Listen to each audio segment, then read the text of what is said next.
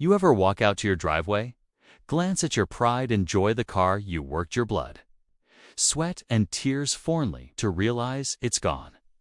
Not stolen by some masked thief in the night, not towed by mistake, but taken by the spoiled daughter of your entitled neighbor. That's the nightmare I lived through, and it all started when my Tesla disappeared right before my eyes. I live in a suburban neighborhood where everyone pretends to follow the rules, except one family, Karen and her daughter Brittany. Now, when I say spoiled, I don't mean the average teen upset about not getting the latest iPhone. I mean this girl strutted around like the entire block was her personal kingdom. And her mother only fueled it with their family motto practically being, "Rules don't apply to us." That day, I had parked my freshly washed Tesla in my driveway, gleaming under the sun, when I stepped inside for lunch. Not even 10 minutes later, I heard an engine roar that made my stomach drop. I bolted outside only to see Brittany grinning from behind my steering wheel, waving as if this joyride was her birthright, before flooring it like she was auditioning for Fast and Furious. I sprinted to Karen's house, furious, banging on the door until she opened it casually, iced coffee in hand, as if nothing was wrong.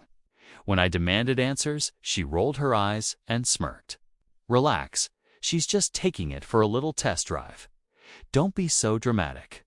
My blood boiled. A test drive. Did she think my driveway was a dealership? This is theft. But Karen just smirked wider. "Oh, please. Brittany deserves nice things. You should feel honored she even wants to drive your car." At that moment, I knew this wasn't some misunderstanding, it was war. I paced the driveway for what felt like hours, but was barely 15 minutes. Fists clenched until Brittany came screeching back, leaving tire marks across the street and hopping out like she'd conquered Everest. "Nice ride," she laughed, tossing her hair, "but acceleration's a bit weak. I'll need something faster when I get mine." My jaw clenched as Karen strolled out smugly, pretending there was no harm done, but I pointed at the skid marks and the scrape on my rim. That wasn't careful. That was reckless. Karen folded her arms, snapping back. "It's just a car, not jewelry. Stop overreacting." That was it. I told her this was theft, and I had every right to call the police. Her smirk twisted into venom. "You wouldn't dare. Do you know who we are? Stir this up, and you'll regret it." That was all I needed. I pulled out my phone and dialed 911. For the first time, Karen's mask cracked. Brittany scoffed. "They'll never believe you." But minutes later, a patrol car rolled up, and the whole neighborhood froze, curtains shifting as nosy neighbors peeked out. Karen tried her best to spin it as a harmless spin around the block, but the officer wasn't buying it. When he asked Brittany directly, she crossed her arms and declared, "So what if I did? Rules don't apply to me. My mom says so." The silence that followed was thick enough to choke on.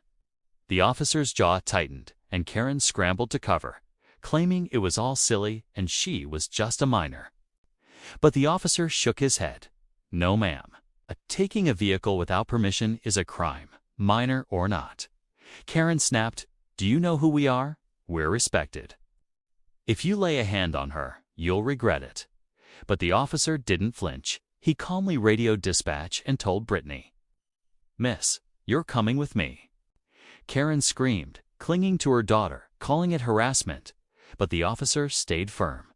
Brittany, still smug, scoffed, "Whatever, I'll be out in 5 minutes. Jail's for losers." But her smirk faltered as the officer cuffed her, bracelets clinking, and guided her into the car. Karen shrieked threats about calling the mayor and suing, but nobody listened. Neighbors who had been terrorized by their arrogance for years stepped out, nodding in approval. Some even whispered to me, finally, as Brittany's grin dissolved into silence in the back of the patrol car. Karen turned her rage on me, hissing, "This isn't over. We'll ruin you." I stood tall for once, answering calmly, "Karen, rules apply to everyone, even your daughter." That night, word spread fast. Brittany tried her rules don't apply routine at the station, too. But spoiler alert, tit didn't work. She spent the night in a holding cell, her first real taste of consequences. Karen stormed around town the next day trying to spin the story. But everyone knew the truth. Her untouchable daughter wasn't untouchable anymore. My Tesla, aside from a scratched rim, survived. But the real satisfaction came from knowing the neighborhood bully finally learned the hard way. Rules do apply, especially when they end with jail bars. If you enjoyed this story, smash that like button.